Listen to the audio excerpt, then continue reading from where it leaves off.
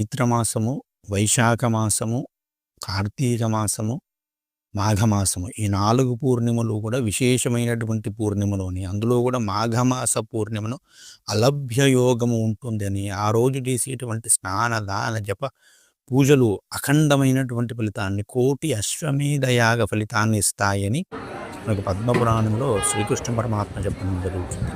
ఈ యొక్క మాఘమాస పూర్ణిమ రోజున ప్రయాగా తీర్థంలో 3,000,000 దేవతలు వచ్చి నివాసం ఉంటారు. వారు స్నానం చేస్తారట. కాబట్టి పుష్కర స్నాన ఫలితాన్ని ఇస్తుంది. దీన్ని మహామాఘి అంటారు. అందుకే మాఘమాస పూర్ణిమ రోజున సముద్ర స్నానము చేయడము అనేది విధి. సముద్ర స్నానాన్ని రోజు చేయకూడదు, మహాపాపం అది.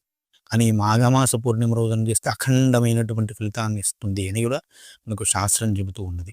కాబట్టి ఈరోజు ఖచ్చితంగా స్నానం చేయాలి. కార్తీక మాసంలో దీపం వెలిగించడం ఎంత ప్రధానమో మాఘమాసంలో స్నానం చేయడం అంత ప్రధానము. మాఘమాసం 30 రోజులు స్నానం